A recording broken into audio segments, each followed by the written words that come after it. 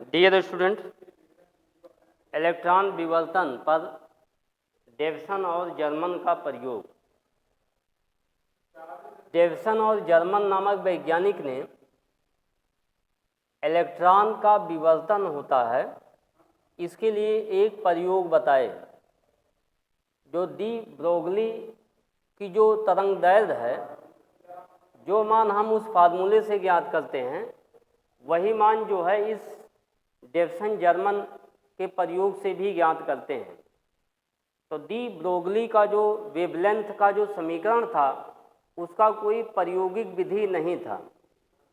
तो उसकी प्रयोग विधि दिखाने के लिए जो है यहाँ पर डेविसन और जर्मन का प्रयोग हम लोग पढ़ते हैं। तो यहाँ ध्यान दीजिए, द्रव जो होता है, द्रव में कण और तरंग दोनों गुण विद्यमान होते हैं। इसके फलस्वरूप जो है जो तरंगदैर्घ्य होती है, उसे हम डी ब्रोगली का तरंगदैर्घ्य कहते हैं। तो यहाँ ये माना गया कि जब कोई कण जैसे गति करता है तो वो तरंग की भांति व्यवहार करता है, और जब वह तरंग की भांति व्यवहार करेगा तो तरंग का गुण देखने के लिए, यानी तरंग का जो प्रॉपर्टी है वो देखने के लिए व्यतिकरण और विवर्तन की घटना होनी चाहिए। तो यहाँ पर हम इस प्रयोग के माध्यम से इलेक्ट्रॉन का विवर्तन देखेंगे यहाँ पर। तो यहाँ देखिए, तो इलेक्ट्रॉन का विवर्तन होगा तो उसकी वेवलेंथ होगी, तो वेवलेंथ यहाँ ज्ञात किया जाएगा। तो जैसे सबसे पहले यहाँ पर इस प्रैक्टिकल में यहाँ पर एक फिलामेंट लगा हुआ है, इस फिलामेंट का नाम F दे देते हैं, F कैपिटल F। यहाँ एक लो बैटरी यानी छोटी बैटरी यहाँ पे जोड़ी गई है, जिसका प्लस और माइनस सिरे इसके होते हैं। यहाँ पर एक विभव लगाने के लिए यहाँ पर वैद्युत क्षेत्र लगाया गया है। ये वोल्टेज बढ़ाएंगे यहाँ पर तो वैद्युत क्षेत्र का मान बढ़ेगा। यहाँ पर यहाँ एक धारा यानी जो या वोल्टेज का मान बढ़ाने के लिए विभव विभाजक इसको कहते हैं। ये विभव विभाजक है, और इससे हम वोल्टेज का मान बढ़ा सकते हैं और घटा सकते हैं। दोनों क्रियाएं इससे की जा सकती हैं।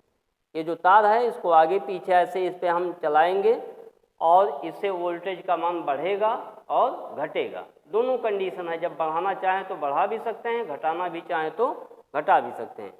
यहाँ पर हमने एक बैटरी, उच्च बैटरी, हाई पावर की बैटरी यहाँ पर लगा दी गई है। इसका ये प्लस सिरा है और दूसरा जो एक माइनस सिरा है। ओके, अब यहाँ पे एक निकिल की प्लेट है, निकिल। तो निकिल की यहाँ पर प्लेट रखी गई है और इस पे एक पैमाना लगा हुआ है। इस पैमाने पे ये चल संग्राहक गैल्वेनोमीटर, इसको हम यहाँ से यहाँ तक घुमाते हैं, और जैसे ही इस पे जब इलेक्ट्रॉन पड़ते हैं तो इसमें एक करंट फ्लो हो जाती है, धारा बहने लगती है। तो धारा और वोल्टेज के बीच में हम एक ग्राफ खींचेंगे यहाँ पर, और उस ग्राफ से हम कोण का मान ज्ञात करेंगे फाई, और उसी पर एक ग्राफ बनाएंगे और उसकी सहायता से हम विवर्तन में जो वेवलेंथ होता है वो आसानी से ज्ञात करेंगे। अब धारा क्यों ज्ञात करेंगे? यहाँ पर जिन बिंदुओं पर धारा का मान घटता है वहाँ पे विनाशी व्यतिकरण, जैसे आप देखते ही हैं व्यतिकरण में समपोषी और विनाशी दो घटनाएं होती हैं।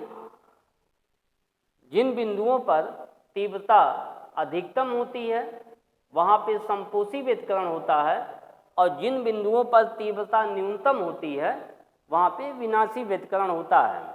तो धारा की तीव्रता को हम यहाँ पे ज्ञात करेंगे, और जिन बिंदुओं पर धारा का मान मैक्सिमम होता है वहाँ से स्पष्ट हो जाएगा कि यहाँ पे समपोषी व्यतिकरण हो रहा है। ओके, तो विवर्तन और व्यतिकरण दोनों तरंग के ही गुण को प्रदर्शित करते हैं।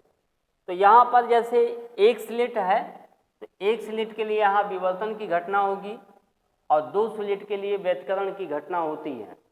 तो दो छिद्र के द्वारा जब हम देखते हैं तो वो व्यतिकरण होता है, और एक सिंगल जो छिद्र होता है उससे अगर कोई इलेक्ट्रॉन निकल रहा तो वहाँ पर विवर्तन की घटना होगी।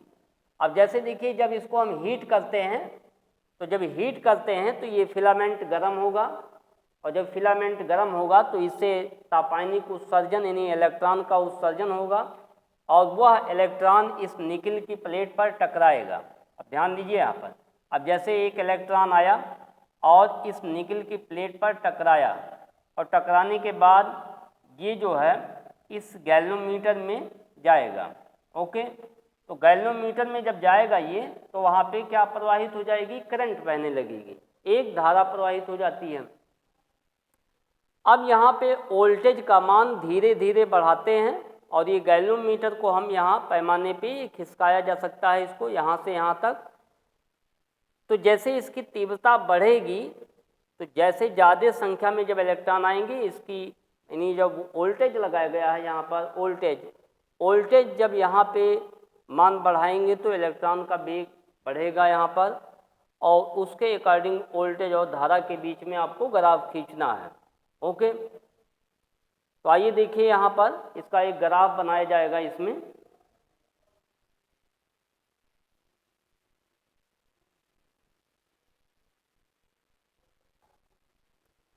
तो इस प्रकार से हम वोल्टेज बढ़ाकर धारा और वोल्टेज के बीच में ग्राफ खींचा गया।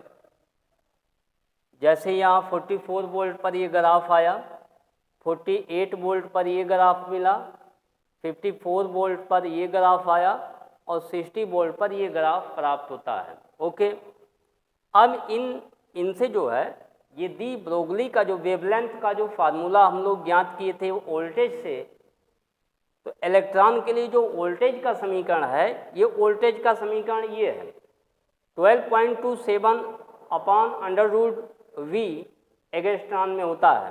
तो यहाँ 44 वोल्ट पर हमने ज्ञात किया यहाँ पर 12.27 इंटू 44 रूट में, तो इसको जब हम सॉल्व करेंगे तो 1.85 एगस्ट्रॉन आया।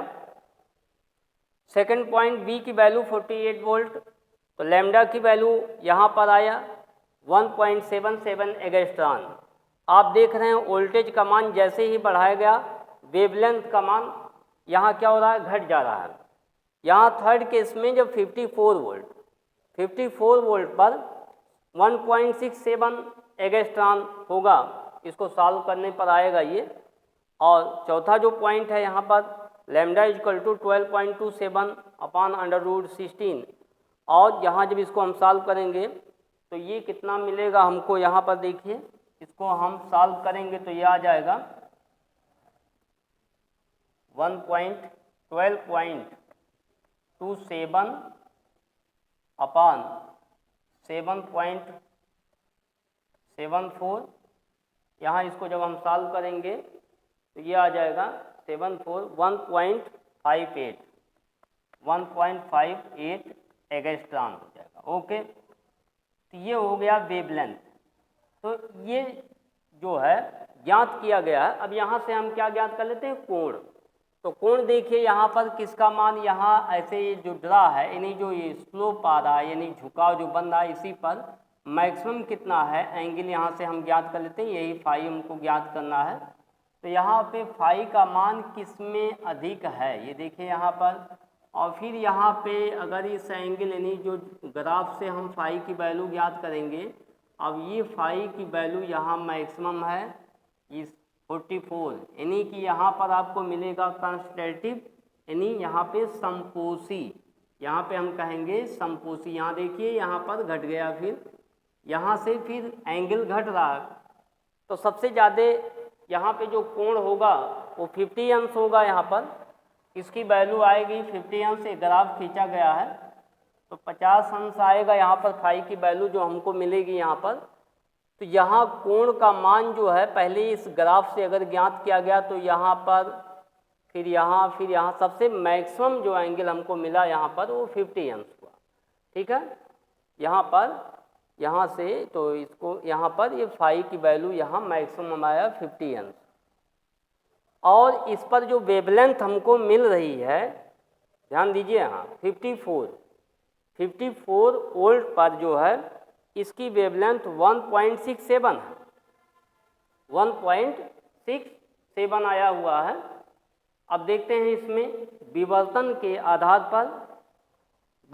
आधार पर जो है इसका एक फिगर बनाएंगे यहाँ पर विवर्तन के लिए, ज्ञात करने के लिए। तो विवर्तन देखने के लिए सबसे पहले यहाँ पर जो ये क्रिस्टल है, यहाँ पर ये देखा गया जो परमाणु का अंतराल है डी, वो डी होता है 0.91 एंगस्ट्रॉन होता है। अब ये आया इलेक्ट्रॉन। अब यहाँ से देख रहे हैं हम कि ये जो एंगल बन रहा है यहाँ पर वो 50 एम्स है। अभी 54 वोल्ट पर जो यहाँ पे एंगल फाई की वैल्यू ज्ञात किया गया वो फाई इसी के बीच का है, आपतित और परावर्तित दोनों के बीच का अंतराल है यहाँ पर, तो 50 एम्स है। अब यहाँ पर ये थीटा जो हम लोग फार्मूले में, विवर्तन वाले फार्मूले में थीटा का प्रयोग किया गया है। थीटा क्या, पाथ डिफरेंस, यहाँ हम जैसे कहते हैं पाथ डिफरेंस, तो पाथ डिफरेंस क्या होगा, ये पाथ डिफरेंस यही होगा यहाँ पर, ये पाथ डिफरेंस यहाँ से बनेगा यहाँ। तो पाथ डिफरेंस यानी जो पथों का जो अंतर होता है उसी के कारण यहाँ पे इंटरफ्रेंस देखने को मिलता है। तो यहाँ ये डी की वैल्यू दी गई है और थीटा का मान ज्ञात करने के लिए पूरा एंगल 180 है, तो 180 में से 50 माइनस करेंगे, ये पूरा जो दिखाया गया है यहाँ पर 180 उसमें से 50 माइनस करेंगे और थीटा यहाँ भी है, थीटा यहाँ भी, इसलिए 2 से हम भाग कर देंगे क्योंकि हमको तब थीटा की वैल्यू मिल जाएगी। थीटा एंगल इधर भी होगा, थीटा एंगल इधर भी होगा। ओके, अब यहाँ से जो फार्मूला बनाया गया है वो λ/2 पे जो है आपको कॉन्स्टेंटिव यानी व्यतिकरण जो होता है, यानी जो संपोषी आपको दिखाई गई कि जहाँ लाइट की तीव्रता मैक्सिमम होगी वो λ/2 पाथांतर पे ही होता है। तो λ/2 के लिए यहाँ जो फार्मूला बनाया गया है, λ/2 यहाँ रखेंगे n λ/2, तो 2 यहाँ पे हम लिख दिए हैं, तो ये 2 यहाँ चला है, 2d साइन थीटा डायरेक्ट लिखा गया है, n lambda 2d sine theta. अब n का मान आप बदलते जाइए, यहाँ पे आपको तीव्रताएं जो है, यहाँ जो वेवलेंथ मिलेगा वो आपको इस फार्मूले के आधार पे ज्ञात कर सकते हैं। n बराबर पहली बार जो हमको यहाँ पे तीव्रता मैक्सिमम हो रही है, जहाँ पे संपोषी व्यतिकरण दिखाई दे रहा है, इंटरफ्रेंस जो हो रहा है, वहाँ देखने के लिए n = 1, तो लैम्डा = हो जाएगा 2 और d की वैल्यू यहाँ पे दिया, परमाणु का अंतराल दिया हुआ है 0.91, साइन 65 और साइन 65 की वैल्यू रखेंगे तो 1.648 एंगस्ट्रॉन होता है।